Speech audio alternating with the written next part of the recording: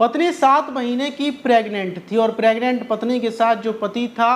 वो ये बोल रहा था कि बाबू मेरा बहुत ज़्यादा मन है और मैं तुम्हारे साथ संबंध बनाना चाहता हूँ। और उसी बीच जब पति संबंध बनाने की कोशिश करता है तो पत्नी की मौत हो जाती है। पत्नी की मौत के बाद पति को पुलिस पकड़ लेती है और पति पुलिस को भी यही बात बताता है कि मैं संबंध बनाने की कोशिश कर रहा था और पत्नी की मौत हो गई। और ये मामला अब 5 सालों के बाद कोर्ट में पहुंचा और कोर्ट ने अब आकर जो फैसला सुनाया है, जिस वजह से पत्नी की मौत हुई थी और पति को 10 साल की जो सज़ा सुनाई है, वो पूरी कहानी सुनकर आप हैरान हो जाएंगे कि आखिर 7 महीने की प्रेग्नेंट पत्नी की मौत कैसे हुई थी और 5 सालों के बाद क्या फैसला आया है। तो दोस्तों, मेरा नाम माज है। उम्मीद है कि आप सब अच्छे होंगे, सुरक्षित होंगे। 3 सितंबर 2025 को उत्तर प्रदेश के मुजफ्फरनगर की जो कोर्ट है, वहां पर एक केस पर सुनवाई चल रही थी और जज साहब फैसला सुनाते हैं कि जो शख्स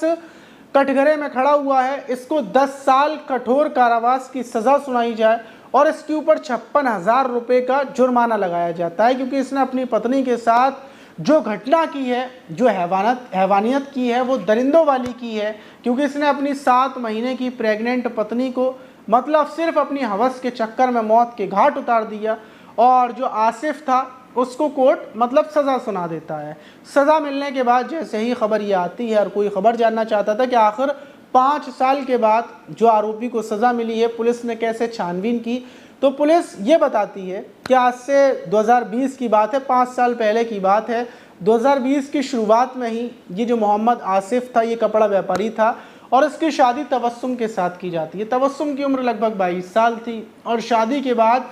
तबस्सुम फ़ौरन मतलब प्रेग्नेंट हो जाती है। वक्त गुजरता जाता है, तबस्सुम 7 महीने की प्रेग्नेंट थी और एक दिन अचानक से ये जो मतलब पति है, ये अपने ससुराल वालों को बताता है कि तबस्सुम 7 महीने की प्रेग्नेंट थी और कोविड चल रहा है, उसकी वजह से इसको खांसी जुकाम हुआ और तबस्सुम की मौत हो गई है। परिवार के लोग वहाँ पर पहुँचते हैं और वो जाकर देखते हैं तो तबस्सुम के थोड़े बहुत चेहरे पर खरोंचे लग रहे थे,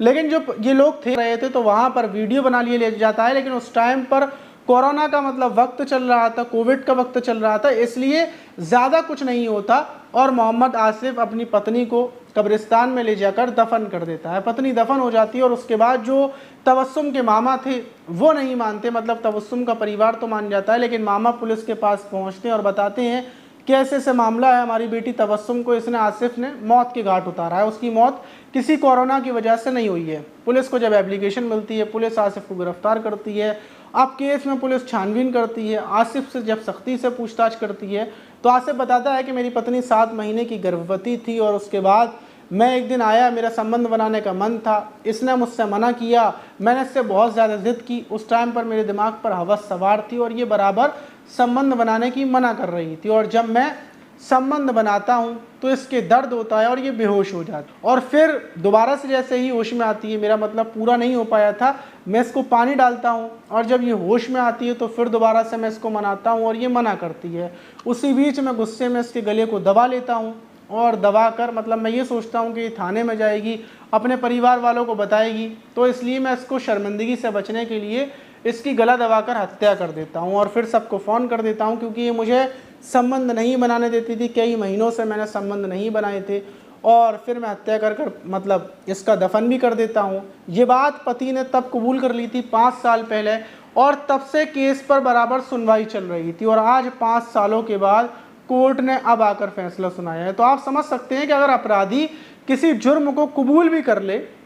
तो अपने यहाँ पर कोर्ट फ़ौरन फैसला नहीं सुनाती। अगर किसी अपराधी को आपने देख लिया कि भाई ये ऐसा काम कर रहा है, इसने किसी लड़की के साथ गलत किया, किसी की हत्या कर दी, तो अभी अपने देश का कोर्ट इतना स्लो है कि 5 साल उस केस को खींच देते हैं। तो आप इस घटना पर क्या बोलना चाहेंगे कि आसिफ को कम सज़ा मिली है, उसको ज़्यादा सज़ा मिलनी चाहिए थी, मतलब उसने अपनी पत्नी को मौत के घाट उतारा और मात्र 10 साल की सज़ा। तो आप इस घटना पर क्या बोलेंगे?